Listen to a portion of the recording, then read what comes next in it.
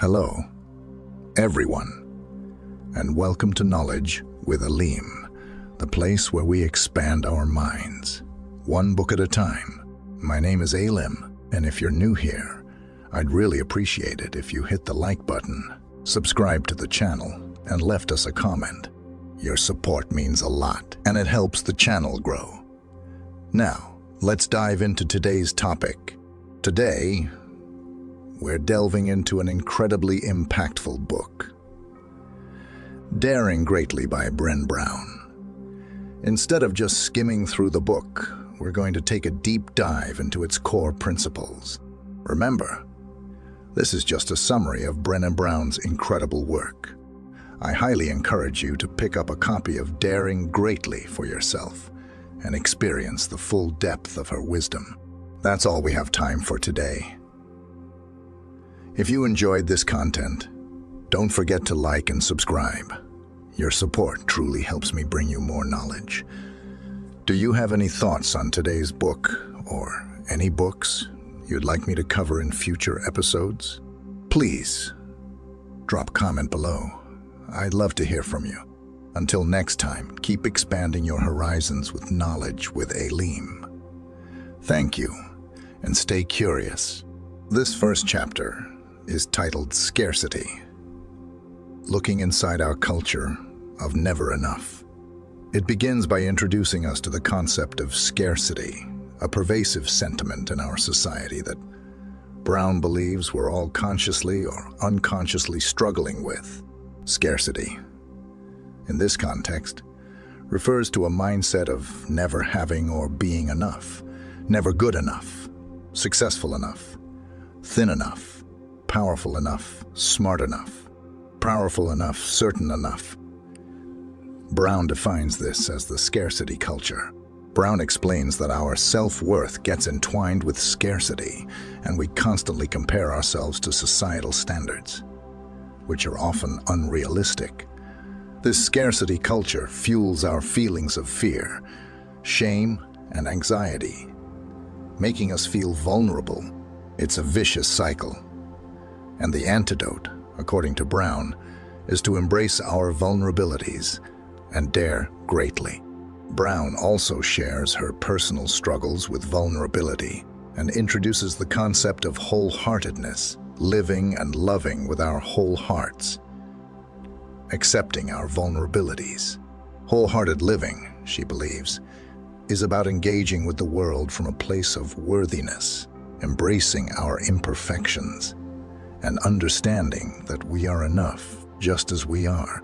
She emphasizes that vulnerability is not a sign of weakness, but an indication of courage.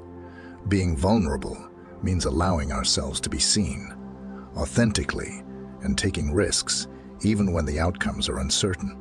In essence, it is about being courageous enough to dare greatly. At the end of the chapter, Brown highlights that the journey of daring greatly is not the easiest path. It requires us to confront our culture of scarcity and fear, to embrace our vulnerabilities and imperfections, and to engage with the world from a place of worthiness. However, it is a path worth walking, as it paves the way for a more fulfilling, connected, and joyous life. And that's Chapter 1. Folks, it's all about recognizing the damaging impacts of scarcity culture and the transformative power of vulnerability and wholeheartedness. I hope you found this summary helpful and it sparked your curiosity to delve deeper into the world of daring greatly. Stay tuned for the next summary.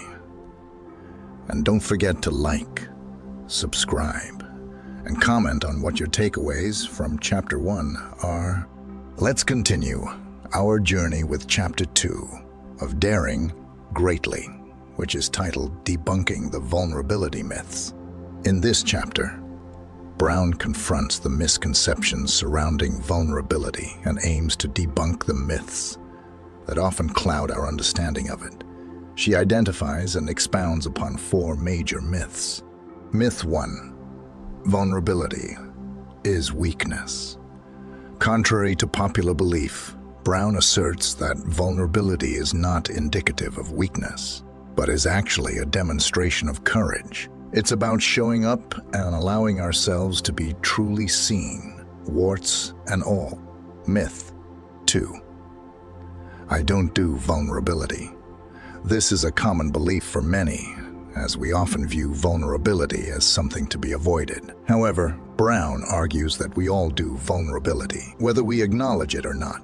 It's a fundamental part of the human experience. Myth 3. Vulnerability is letting it all hang out. Brown clarifies that vulnerability is not about oversharing or exposing ourselves indiscriminately. Instead, it involves emotional risk and exposure, but it also requires boundaries and trust. Myth 4. We can go it alone. In our hyper-individualistic society, we often believe that we can and should bear our burdens alone. Brown dispels this myth by explaining that vulnerability is about connection and empathy, and it is through sharing our experiences that we realize we are not alone in our struggles. Brown emphasizes that embracing vulnerability is a path towards more authentic connections, creativity, and joy. It's not about winning or losing, but about the courage to show up when you can't predict or control the outcome. This chapter calls on us to debunk these myths and embrace vulnerability as a strength, not a weakness, in our lives. The core message is about releasing the fear of being vulnerable and recognizing it as the birthplace of love, belonging, and joy. And that's it for Chapter 2, my friends. Remember to reflect on these myths and how they might be showing up in your own life. Until next time, keep daring greatly. As always, don't forget to like, subscribe, and share your thoughts about these vulnerability myths in the comments below. Let's dive right into Chapter 3 of Daring Greatly, which is titled Understanding and Combating Shame. In this chapter, Brene Brown takes us on a deep dive into the concept of shame, which she describes as an intensely painful feeling or experience of believing we are flawed and therefore unworthy of love and belonging. Shame is universal. We all experience it, and unless we recognize and confront it, it can control our lives. Brown further distinguishes between shame and guilt. While guilt is the feeling of doing something wrong, shame is the feeling of being wrong at our core. Guilt says I made a mistake, while shame says I am a mistake. While shame says I am a mistake. This distinction is important, as guilt can be a motivator for change, while shame tends to be destructive and corrosive to our sense of worth. One of the key points of this chapter is the idea of shame resilience. According to Brown, shame resilience is the ability to recognize shame, to move through it constructively, and to grow from our experiences. It's not about becoming resistant to shame, but about understanding it and developing the ability to bounce back when we experience it. Brown also highlights the importance of empathy in combating shame. When we're in shame, empathy is what we need the most. It's the antidote to shame, as connecting with others helps us realize we're not alone in our experiences. At the end of the chapter, she also notes that shame is organized by gender. For women, shame revolves around the multitude of conflicting and unattainable expectations of who they're supposed to be. And for men, shame is primarily the fear of being perceived as weak. And that's a summary of Chapter 3. It's a deep and profound exploration of shame, how it affects us, and how we can build resilience against it. It's about understanding that shame thrives in secrecy, silence, and judgment, while it loses its grip on us through empathy, openness, and connections. Stay tuned for more insights from Daring Greatly. And as always, don't forget to like, subscribe, and share your thoughts in the comments. Let's continue this journey together. Let's forge ahead into Chapter 4 of Daring Greatly, titled The Vulnerability Armory. In this chapter, Brown dives deeper into our reactions to vulnerability. She posits that when we feel exposed or uncertain, our instinctual response is to armor up to protect ourselves from what we perceive as danger. Brown refers to this set of defenses as the vulnerability armory. The chapter explores the most common types of armor that we use to shield our vulnerability. These include perfectionism, numbing, foreboding, joy, and Viking or victim thinking. Perfectionism, she explains, is not about striving for excellence, but about trying to earn approval and acceptance. It's a self-destructive and addictive belief system that fuels the thought, if I look perfect, live perfectly, and do everything perfectly, I can avoid the pain of blame, judgment, and shame. Numbing is another armor that we commonly use. It involves engaging in behaviors that numb our feelings so that we don't have to face our vulnerability. This could include anything from overeating to excessive work to substance abuse. Foreboding joy is a defense mechanism where we expect bad things to happen when we encounter joyful moments as a way to soften the potential blow of negative outcomes. It's the fear that the other shoe will drop. Viking or victim thinking is a mentality where everything is seen as a win or lose situation. There's no middle ground, and it fuels the belief that vulnerability is a form of weakness. Brown emphasizes that these shields do more harm than good. While they may provide temporary relief from discomfort, they prevent us from experiencing the fullness of our emotions and form barriers to authentic connection. They keep us from living wholeheartedly and daring greatly. The key message of this chapter is about recognizing our own vulnerability armor and understanding that embracing vulnerability, instead of fighting or suppressing it, opens the path to courage, connection, and empathy. That's the gist of Chapter 4. My friends, a deeper understanding of how we armor up against vulnerability and the importance of learning to lean into it. As always, don't forget to like, subscribe, and share your thoughts about your own vulnerability armor in the comments. Stay tuned for more deep dives into Daring Greatly. Great. Let's continue our journey with Chapter 5 of Daring Greatly, titled Mind the Gap, Cultivating Change and Closing the Disengagement Divide. In this chapter, Brown expands on the concept of disengagement and how it creates a gap in our lives, families, and culture. She explains that disengagement is the result of people feeling unappreciated, unloved, and trapped in their lives. It's the defensive strategy people use when they feel vulnerable, leading them to disconnect from others and from their own feelings. Brown then introduces the term, the gap, representing the disparity between our aspirational values, what we want to do, who we want to be, and our practiced values, what we're actually doing, who we are currently. She argues that most individuals, families, and organizations experience this gap, and our task is to mind this gap and work to close it. The chapter also emphasizes that change begins with each individual. Brown argues that if we want to change our culture from scarcity and fear to one of worthiness and enough, we need to start with ourselves. We need to become more aware of our feelings of vulnerability and be courageous enough to stay connected and engaged, even when it's uncomfortable.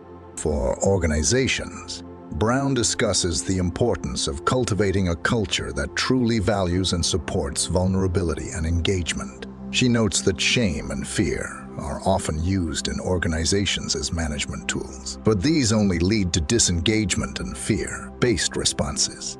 What's needed instead are leaders who embrace their own vulnerabilities and foster empathy. connection, and engagement.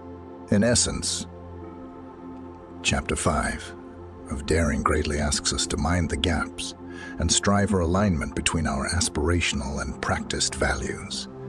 It's about staying engaged, leaning into vulnerability, and cultivating change from a place of worthiness and authenticity. And that's the end of Chapter 5. Friends, a powerful exploration of disengagement and the importance of aligning our actions with our values. Don't forget to like, subscribe, and share your thoughts in the comments. Let's keep learning and growing together. Until the next chapter, keep daring greatly. Great. Let's venture into Chapter 6 of Daring Greatly, which is titled Disruptive Engagement, Daring to Rehumanize Education and Work. In this chapter, Brown extends her discussion on engagement, focusing on its importance in our work and educational environments. She points out that our schools and workplaces often contribute to the culture of scarcity and fear that she has described earlier in the book. She urges us to dare greatly and disrupt this pattern, making these environments more human and empathetic. Brown emphasizes that the key to fostering engagement in schools and workplaces is the willingness to embrace vulnerability. This includes acknowledging that we don't have all the answers, being open to new ideas, and creating spaces where people can show up as their authentic selves without fear of humiliation or punishment. She also explores how leadership and teaching can benefit from vulnerability. Effective leaders, according to Brown, create an atmosphere of empathy and understanding, where team members feel seen, heard, and valued. Similarly, effective educators cultivate an environment of curiosity and learning, where students feel safe to explore and express their ideas. Brown underscores the need for courage to disrupt the status quo and to strive for engagement, connection, and vulnerability in our educational and work environments. It's not easy, but it's worth it. And that brings us to the end of Chapter 6 and our journey through Daring Greatly. We've learned about the power of vulnerability, the dangers of shame and disengagement, and the importance of empathy and connection. We've also explored how we can integrate these insights into our personal lives, our workplaces, and our schools. Remember, my friends, daring greatly is not about winning or losing. It's about having the courage to show up and be seen. It's about engaging with our lives from a place of worthiness, embracing our vulnerabilities, and challenging the culture of scarcity and fear. If you've enjoyed this journey as much as I have, please don't forget to like this video, subscribe to the channel, and share your thoughts in the comments. What were your biggest takeaways from Daring Greatly? How will you dare greatly in your own life? Let's make this space a vibrant community of learning and inspiration. Your engagement helps us create more content like this. This is Bob, signing off for now, but I'll be back soon with more summaries and discussions. Until then, keep daring greatly, my friends.